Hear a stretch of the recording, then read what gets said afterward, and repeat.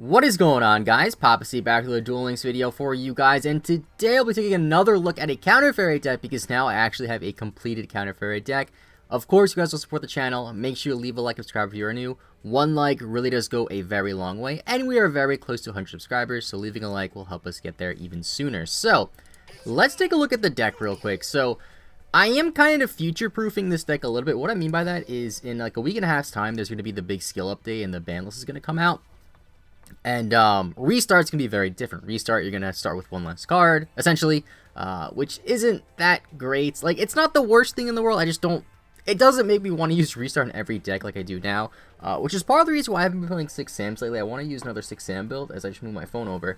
But with restart being nerfed, like I just gotta test the deck once the ban list actually comes out and stuff like that. But with this deck, basically, the way balance is going to work now is balance will only work if you have 6 of each card type in your deck, being monster, spell, and trap. This deck, I have 6 spells, 6 traps, and more than 6 monsters. Unfortunately, I couldn't cut it to 20 because I need to cut a monster to cut it to 20, and I don't know what monster to take out. But basically, if you don't know how Counter Faries work, basically they revolve around having Sanctuary in the Sky on the field. Sanctuary in the Sky doesn't really do anything. It's a field spell. Your fairies take no battle damage, which is kind of neat. And then Divine Punishment, you can only activate it if you have the field spell. What it does, you basically negate anything that's like with no cost, but you have to have Sanctuary in the Sky on the field. You can search for Sanctuary in the Sky with your 3 Zeratises, which I finally got a third one, the Prismatic one from one of the recent events. Then we have Meltiel, excuse me. Each time a counter trap is activated, you get 1,000 life points, which is pretty awesome. And if you have the field spell, you get to pop a card. Pretty good. Then we have Bountiful Artemis. If a counter trap is activated, you draw a card. This activates without the field spell, which is nice. Onto the spells. 2 Super Rush, 2 Econ. Econ's going to 2, so I forget, let's only play 2. And then 2 Super Rush just to help your monsters a little bit more. And then you gotta play at least 2 Sanctuary in the Sky because it's so key to the deck. Maybe I'll play a third because this deck literally cannot run if you don't, pretty much can't run, I should say, if you don't have Sanctuary in the Sky. That's kind of the big Achilles heel of this deck. Like, I feel like this deck could be good going forward in the meta that's going to happen in a couple of weeks. But it's just, if you don't have this out, it's just so hard to play the game. 3 Divine Punishments, you can negate anything. 1 Wall of D, because I needed a 6 trap. And then 2 Solemn Scolding. Now, if there was a better counter trap that didn't require you to discard, I would play that. But Solemn Scolding, pay 3,000, negate basically anything. I mean, it would be nice if I could play, like, say, Divine Wrath, but Divine Wrath, you gotta discard a monster. Like, you don't really want to discard with this deck, even though you can get some nice advantage with Meltiel and Bountiful Artemis. If we had just, like, any other counter trap that was not too situational, like 7 Tools of the Bandit, that'd be nice, but oh well. That's the deck. I like it a lot. It's a lot of fun. I'm still in Plat 4, by the way, because I've barely played this season. Let's just take a look. I was playing Balance, like I said. I don't know if I mentioned that. Actually, I did mention that. But yeah, I'm still in Plat 4. As you can see, I have played a whopping, okay, this goes back to last season?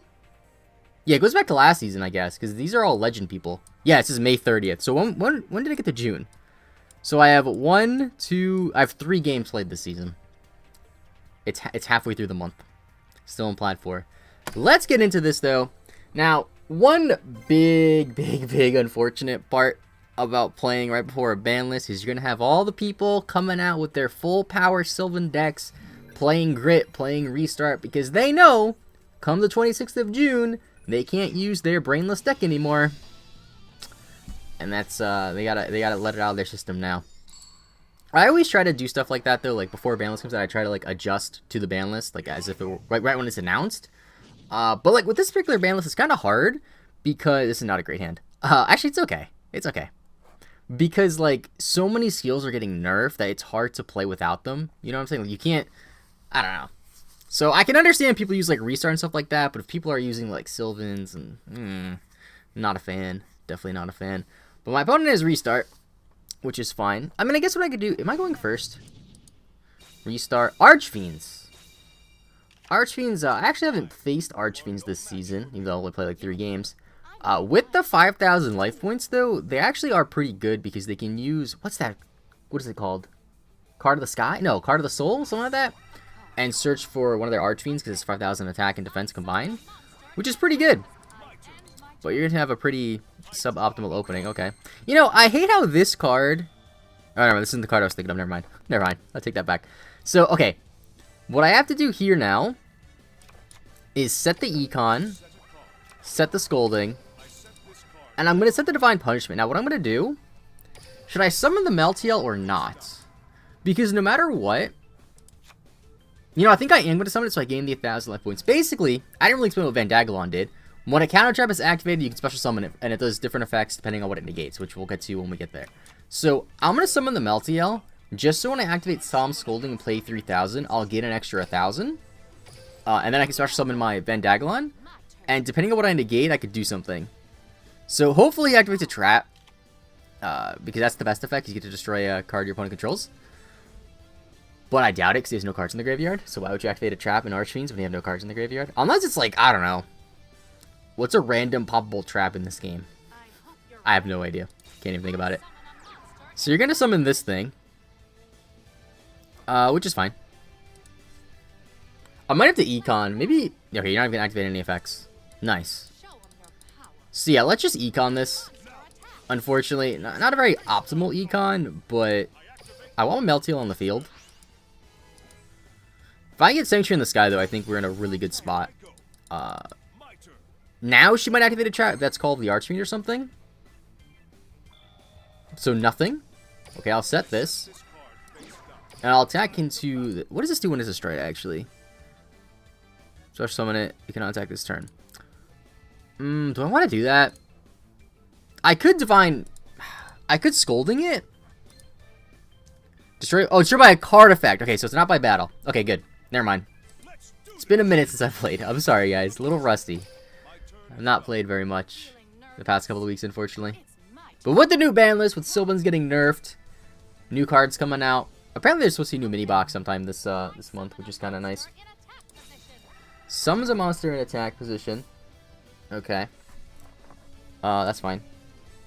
And I got a text message. Sorry. And you're just gonna attack. Not gonna activate any effects. I'm gonna super rush here because I need to keep a monster on board. So that is a dark monster. Destroyed by a card effect now, though. But I could Scolding it. I could Scolding that. Or not. I guess it's the damage depth that you can't do that. You're just not gonna... Okay, you can't attack that turn. Makes sense. Sanctuary in the Sky. Gee, now I draw it. That would have been nice like 6 turns ago. Let's activate it. I'm not going to Divine Punishment my own field spell. I've done that by accident before. Let's put you to defense mode. Okay, so... The only bad thing is I kind of have to hope my opponent makes a mistake. And that's kind of a big part of this deck. Because right now my opponent can easily win by just not summoning monsters and attacking. But if he activates a card, I can just blow him out. Yeah, and he does that right now.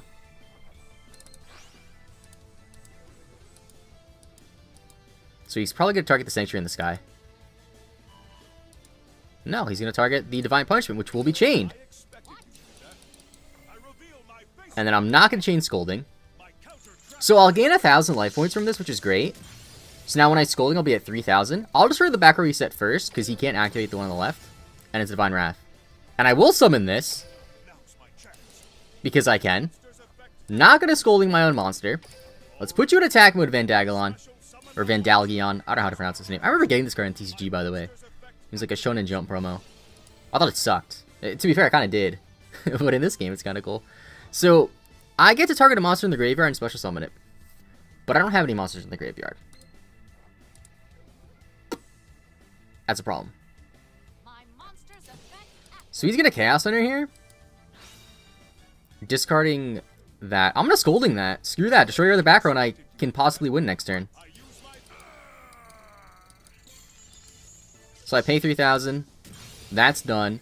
Meltiel's going to pop this. No cards in hand. No card on the field.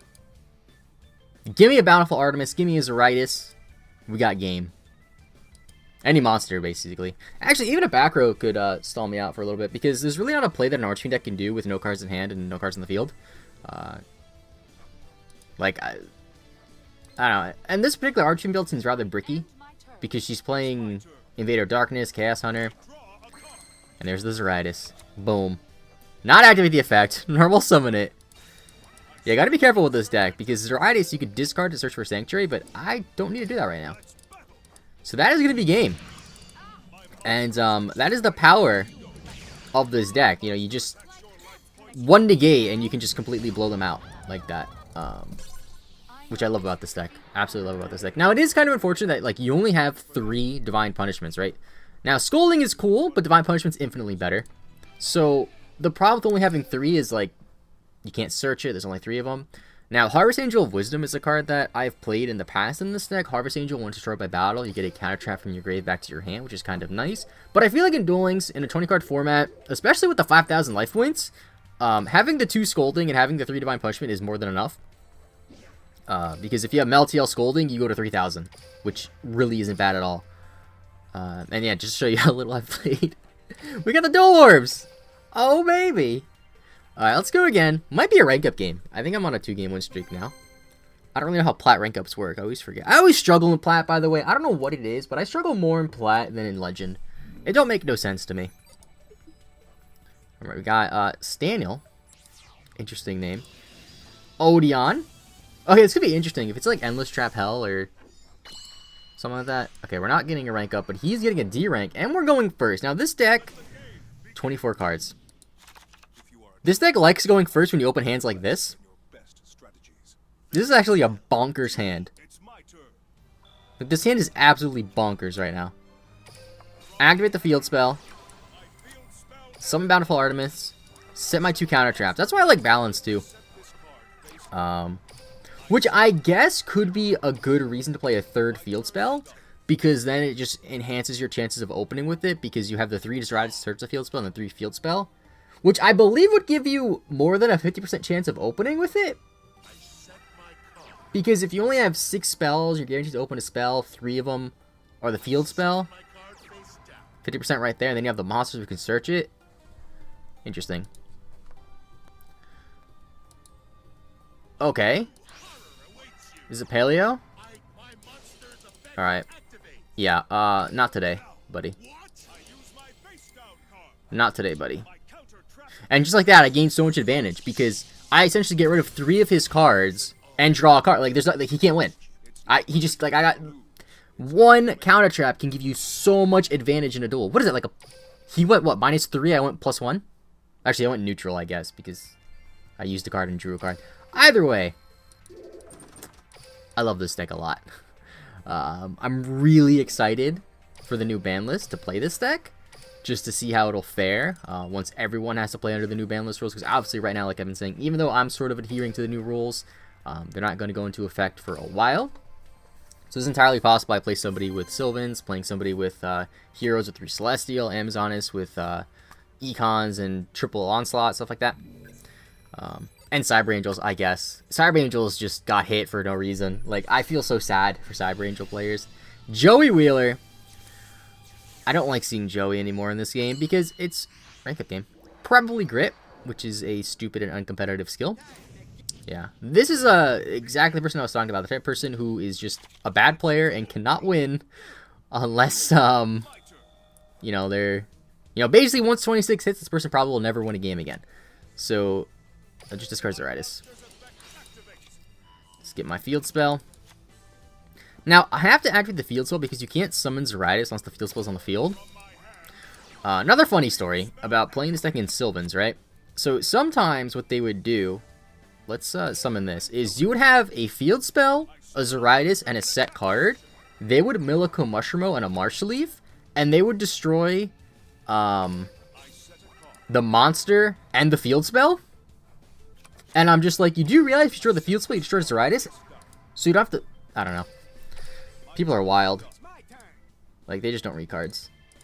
I mean, when you're relying on Grit to save you from losing duels, you don't really need to be good at this game, to be fair.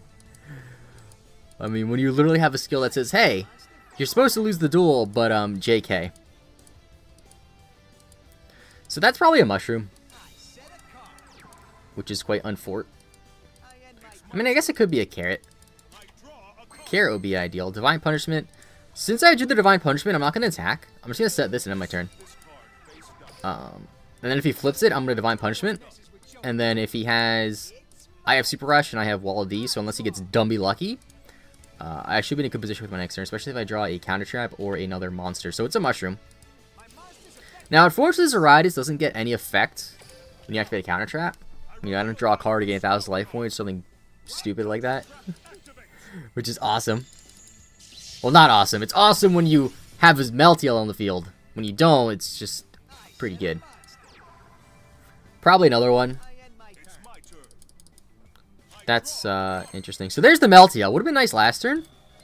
Kind of forced to attack now. If that's a Mushroomo, you know, my opponent just got lucky. You know, there's no way around that. You know, when you're playing Grit Sylvans in a... Is that more than 20 cards? That is more than... No, it's not more than 20 cards.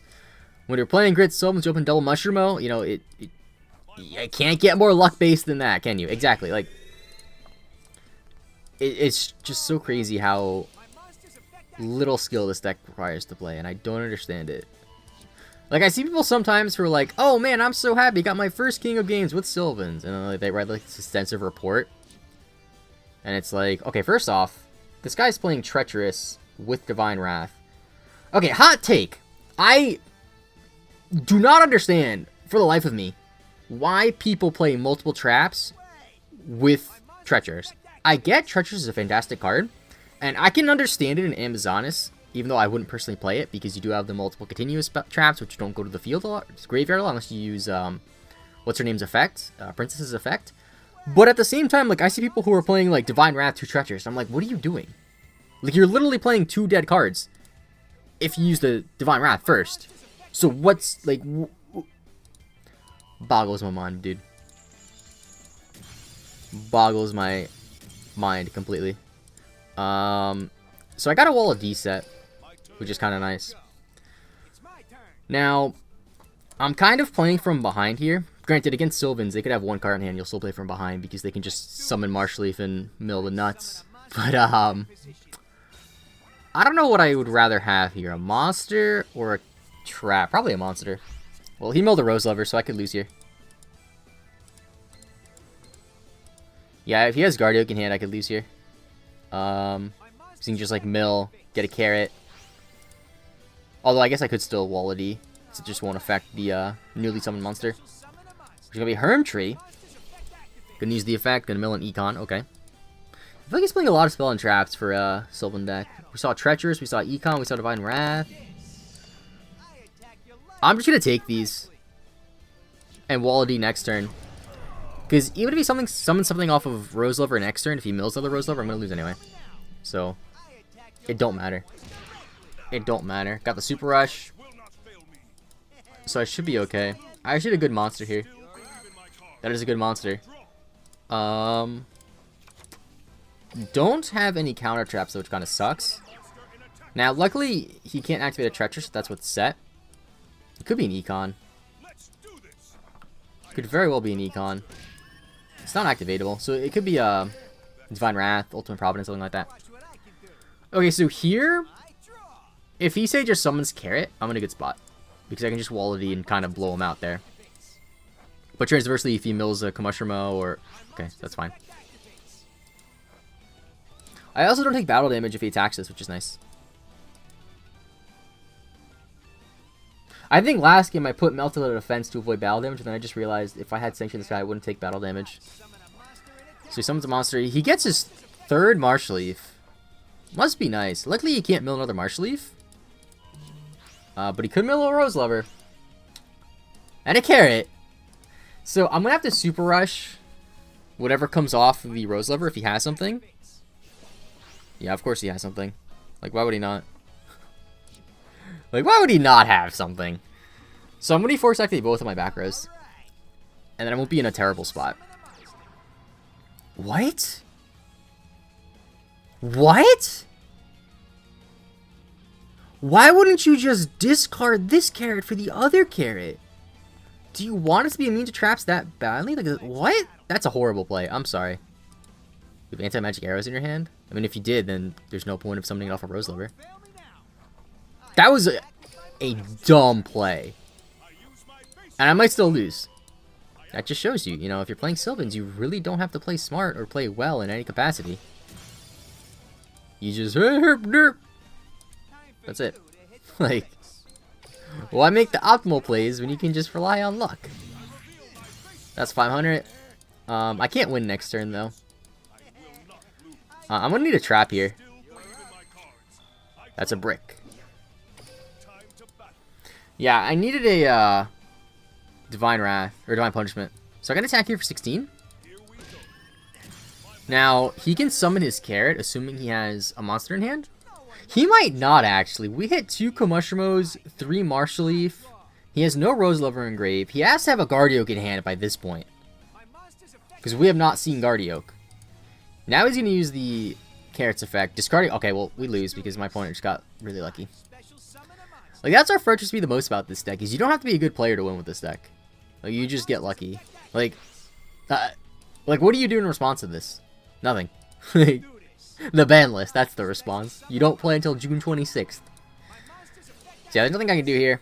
And he's playing 2 Treacherous. What? Or is he playing 2 Treacherous? Or did he just mill it the second time? I think he just milled it the second time. I don't get it.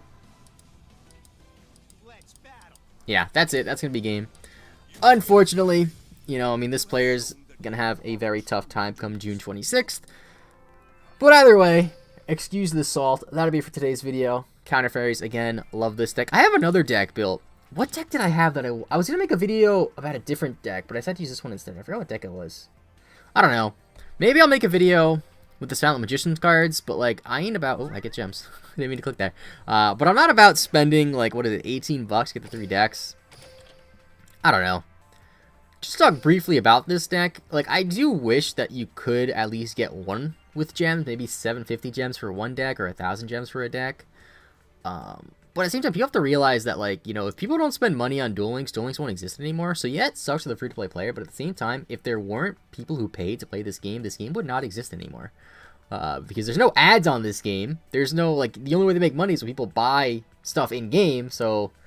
I get it, but at the same time, it's a bit annoying, and I can see people are frustrated. But again, you guys have to realize that for Duel Links to maintain its relevance, or for Duel Links to continue to be supported, and for Konami to continue to, you know, update and stuff like that, you know, people are going to have to spend money on this game. They have to make money on the game. If they don't make money on the game, they're not going to continue supporting it. So either way, I'm rambling. Thank you so much for watching. Leave a like if you enjoyed. Subscribe if you're new. See you guys next time. Have a great rest of your day, and bye-bye.